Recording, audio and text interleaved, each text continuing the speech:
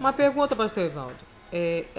A Bíblia evangélica, né, que é usada nas igrejas evangélicas, é a mesma Bíblia da Igreja Católica?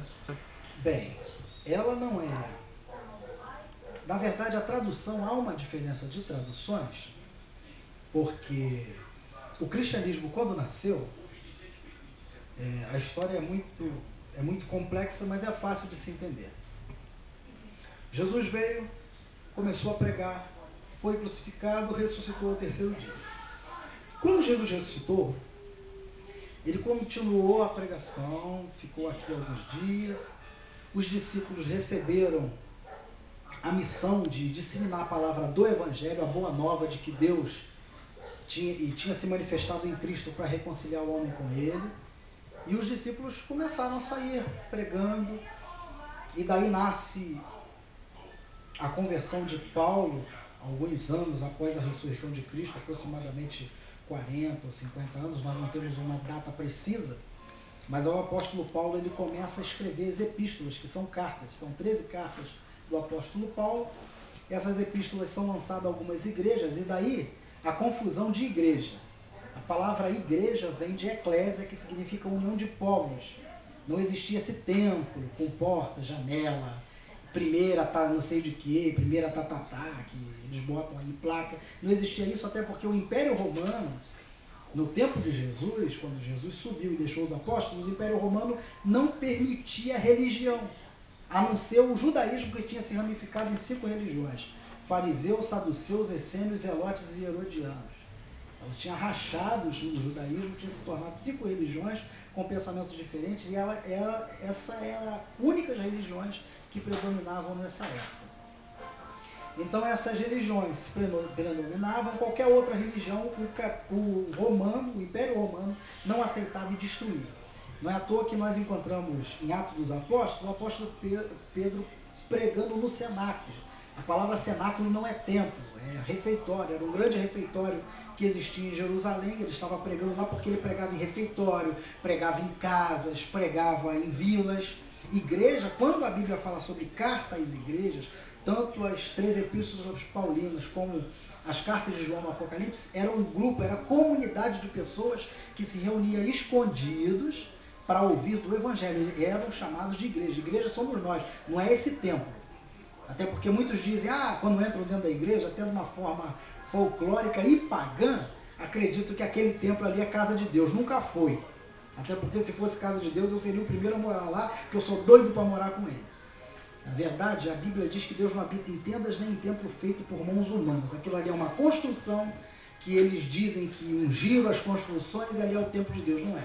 O templo de Deus somos nós, o nosso culto não começa quando a gente pisa ali. Nós que temos a ideia falsária de que quando a gente chega no templo, levanta as mãos e ora, a luz se acende na sala da Trindade. Isso é besteira, é palhaçada. Na verdade, o nosso culto começa quando nós acordamos. Nosso culto de adoração, de agradecimento por estar vivo. Esse é o culto agradável ao Senhor. Então, as igrejas que eles pregam a isso, tudo é uma mentira. Como eu disse, que o cristianismo é a mentira em pessoa, não tem nada a ver com o Evangelho. Mas voltando à Bíblia, a questão da Bíblia, os apóstolos começaram a pregar, e essa pregação foi perdurando durante 300 anos após a ressurreição de Cristo. As 3 epístolas paulinas foram escritas primeiros do que os 4 evangelhos, até porque os 4 evangelhos, nenhum deles foi escrito por Jesus, foi uma forma verbal, e demorou 30 anos para terminarem de escrever, porque eles verbalizaram e escreveram aquilo que eles ouviam falar de Jesus. Alguns discípulos escreveram o que eles viram. Mas aí, quando eles começaram a escrever, fizeram essas epístolas, já existiam os manuscritos, a Koiné, o Decálogo, os 10 Mandamentos, nos livros do judaísmo já existiam. 300 anos se passaram, e a história do cristianismo em si fala que existia um homem chamado Policarpo, que no ano 328 foi preso pelo imperador Constantino e morto com 500 cristãos que pregavam o evangelho escondido em casas. E ele foi preso, foi queimado num pátio de Constantino. Enquanto ele estava queimando, Constantino perguntou a esse Policarpo se ele negava o evangelho ou morria. Ele falou que mais rápido se a fogueira queimasse ele, quanto mais rápido ele veria o Rei da Glória, e ele morreu queimado. A mãe de Constantino, que se chamava Helena, estava no segundo andar da casa dele. Quando viu, ficou completamente atemorizada devido a essa fé que essas 500 pessoas, de uma forma devota e poderosa, davam a Deus no momento da morte. Chegou até Constantino e falou: meu filho, o que você está fazendo destruindo esse povo? Olha a fé deles, esse povo não está morrendo à toa. Existe alguma coisa de sobrenatural nisso. Vamos fazer disso um grande negócio, porque o Império Romano pode perder o poder.